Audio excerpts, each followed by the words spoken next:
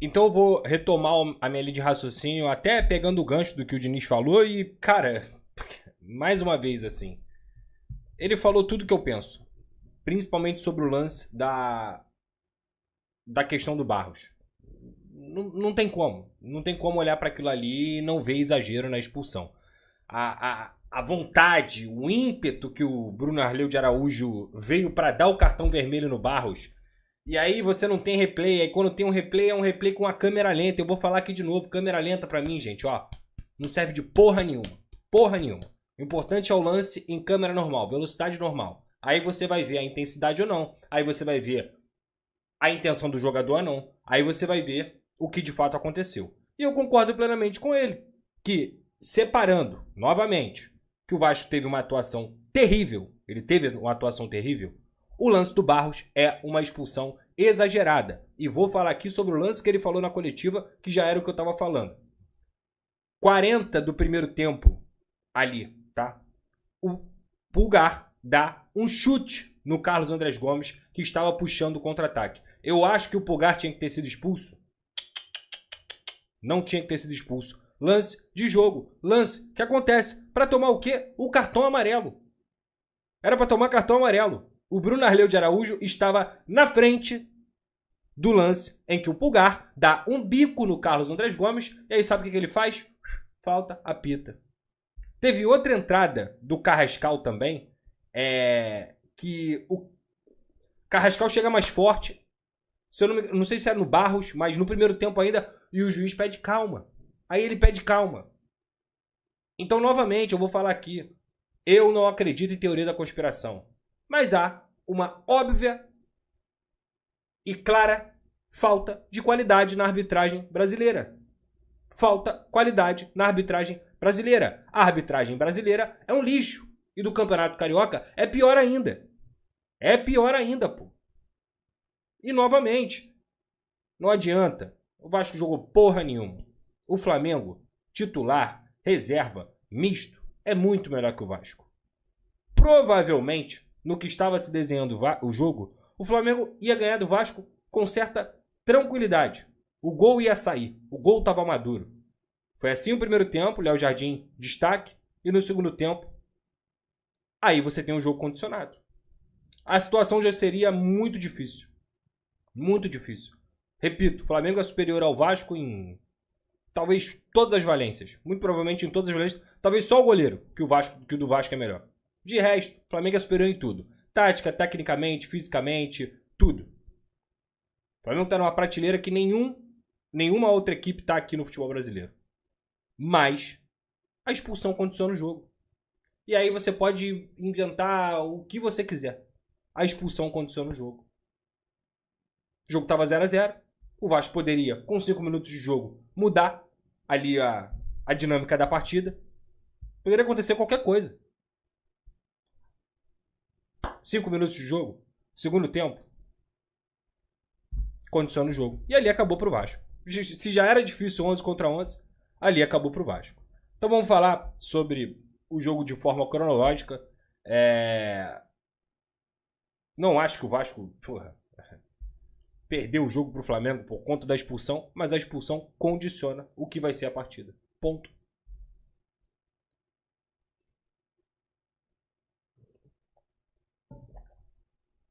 Vamos lá. Primeiro sobre a escalação, ele volta com o Lucas Piton na lateral esquerda. E aí ele coloca também o GB na vaga do Ryan e do Verratti, porque os dois saem.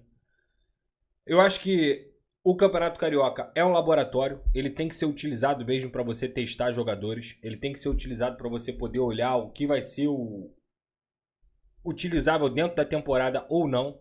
O que vai prestar ou não, o que você tem que negociar ou não. E aí, num grande clássico contra o Flamengo, e ainda mais com um tabu horroroso que o Vasco atravessa, é natural que a cobrança seja maior. Eu não sou contra dar essa oportunidade pro garoto, muito pelo contrário, até porque ele tem que mostrar se ele tá pronto, em que estágio ele tá. Ele ainda é um garoto jovem. Eu lembro muito bem que lá no início, na hora de criticar o Ryan, todo mundo criticava o Ryan. todo mundo falava que o Ryan era morto em campo, todo mundo falava que o Ryan era horroroso, que tinha que vender logo o Ryan. Quando ele estava valendo 10 milhões de euros, tinha gente que defendia ele ser vendido para o Botafogo. Tinha gente que defendia ele. Eu acho que o GB é do nível do Ryan? Acho que não. Chega nem perto, assim. O Ryan é um talento com potencial para vestir a camisa da seleção brasileira. Eu não acho que o GB tenha esse talento. Mas ele ainda é um jovem e eu acho que ele ainda tem muito a evoluir. O que a gente pôde constatar hoje é que ele não está pronto de forma alguma para ser titular do Vasco. Assim como o David também não está pronto. Ou seja, hoje você não tem outro jogador. A boa notícia é que o Vasco contratou o Brenner, esse sim, acho que já chega para ser titular, pegar a camisa e jogar, e contratou o Inestrosa, que é outro jogador que provavelmente já vai chegar para botar a camisa e jogar. Acho que são dois jogadores que elevam e muito o patamar do Vasco nesse sentido, principalmente com as lacunas deixadas pelo Ryan e pelo Verratti. Agora, não adianta parar por aí. Não adianta parar por aí. Tem que ter outra contratação de um nível bom. Tem que ter. A informação que eu tenho é que vai ser buscada. Só que assim, não adianta só contratar o centroavante, tá? Porque o problema do Vasco no jogo de hoje, ele foi muito além da posição do GB.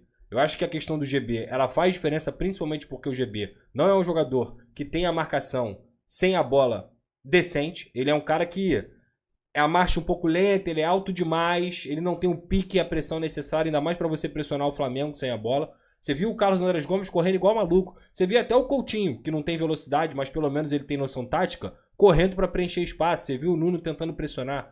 Mas quando você tem um jogador que tem tanta dificuldade assim, por características de você não conseguir marcar a pressão, por velocidade, por não conseguir realmente ter essa maturidade de preencher o espaço, e até por isso, muitas vezes, até mal comparando, são jogadores de prateleiras completamente diferentes, mas o Pedro, muitas vezes, ele começa no banco do Flamengo, porque ele não é um jogador que consegue marcar sem a bola. É uma escolha do Felipe Luiz. Ele não consegue fazer o balanço, por característica. Ele não é um cara que sem a bola ele é tão efetivo nessa entrega. Mas quando o Flamengo entra, como entrou hoje, com Bruno Henrique, com Plata, Emerson Royal também subindo lá na frente, Carrascal, que tem uma noção tática muito interessante também, o Flamengo tem uma capacidade de pressionar que poucos times no Brasil têm. E a forma, não é só você ter jogadores com essa característica, é a forma como você pressiona. E o Flamengo pressiona de uma forma top. Assim, faço muitos jogos de futebol europeu, faço muitos jogos dos maiores campeonatos do mundo. O Flamengo é top pressionando. Tão top que chegou a empatar com o PSG a ponto de ir para a final e perder nos pênaltis. Então, o que o Vasco sofreu hoje é um óbvio e prévio conhecimento do Felipe Luiz sobre o time do Fernando Diniz. Um dia muito abaixo, individualmente, do PH, que errou praticamente tudo que ele tentou no jogo. O PH acertou uma bola no jogo inteiro, que foi a assistência para o GB, e o GB perdeu o gol. De resto, ele errou tudo. Todas as ações que ele teve, com e sem a bola, foram ações e decisões erradas. O PH, que foi para a seleção brasileira, ele já não é mais o mesmo jogador. Ele é um jogador irreconhecível. Depois que ele voltou da seleção, ele até fez um ou outro jogo bom. Mas a reta final do Paulo Henrique, de 2025, e o início de ano desses dois jogos do Paulo Henrique, são preocupantes. Muito preocupantes. E aí a gente vê um time que pressiona bem como o Flamengo se aproveitar de erros do PH, de erros do Carlos Cuesta, que também estava em um jogo muito abaixo. Ele entregou uma bola para o Everton Araújo, ainda bem que o Everton Araújo também errou e adiantou a passada, senão seria 1-0 Flamengo no primeiro tempo. O Robert Renan perdeu em praticamente todas as bolas aéreas. O Lucas Piton entregou um gol e o primeiro tempo dele também foi muito abaixo. O Barros, desde o primeiro tempo, já não estava fazendo uma boa partida. Independentemente da situação que a gente comentou aqui, a partida do Barros não era boa. O Thiago Mendes, sim, eu acho que estava sendo um dos poucos lúcidos ali na saída de bola, fez algumas viradas de jogo interessante que o PH desperdiçou, que é o estilo de jogo do Vasco. Ele atrai para poder preencher o campo e virar para pegar o campo vazio. E ele usa o Nuno para poder voltar praticamente como um volante, como um meia ali na construção, justamente para você abrir espaço para o PH espetar. como a fase técnica do PH é um terror, o jogo não funciona. No momento que funcionou, o Vasco criou a melhor oportunidade no primeiro tempo. Então o Flamengo iniciou pressionando, obrigou o Léo Jardim a fazer uma defesa, e aí o Vasco respondeu com o lançamento do Lucas Piton para o Carlos Andrés Gomes, que estava impedido, mas foi uma chance muito clara que o Vasco teve ali. E uma boa jogada, uma boa percepção de quando o Flamengo saltou linha, o Carlos Andrés Gomes aproveitou essa profundidade e bateu a bola na trave. Depois, novamente, o Flamengo veio, obrigou o Léo Jardim a fazer uma, duas defesas. Aí o Vasco respondeu. Com o quê? Com a belíssima jogada, saindo lá de trás, com o Léo Jardim, com o Cuesta, conseguindo achar o Paulo Henrique. Depois o Paulo Henrique acha o Carlos Andrés Gomes e ele dá o passe perfeito para o Paulo Henrique. Perfeito para o Paulo Henrique conseguir disparar e com a força, com a velocidade, ele ainda dá o tapa para o GB. E ali sim o Paulo Henrique foi muito bem. Quando o GB, pelo menos a informação que eu tive é que estava impedido. Eu sei que não foi computado o impedimento, mas se fosse gol ia pro VAR. Mas parecia impedido, tá? Eu também não sei se estava ou não estava, mas parecia impedido. Só para deixar claro, tá? Então, o Vasco conseguiu encaixar o jogo do Diniz. Atraiu o Flamengo, e quando ele atraiu o Flamengo, saiu a bola do Paulo Henrique, e o Paulo Henrique acha o GB. Ali, gente, não tem jeito, cara. Você tem que fazer o gol, mano. Você não pode desperdiçar uma oportunidade daquela contra um Flamengo que, repito, tem 15, 20 jogadores de nível de seleção. Independente do Flamengo estar titular ou não, o time reserva do Flamengo é top 5 do Brasil. Essa é a realidade. Então, era o momento de você fazer o gol e mudar o panorama do jogo. Que estava um pouco mais favorável ao Flamengo, mas o Vasco estava jogando. O problema maior foi que depois que o Vasco perdeu esse gol, a postura desabou. Assim, desabou mesmo. Desabou. O Flamengo continuou pressionando. O Vasco continuou errando coisas bobas. Bobas mesmo, assim. Erro de passe, erro de domínio.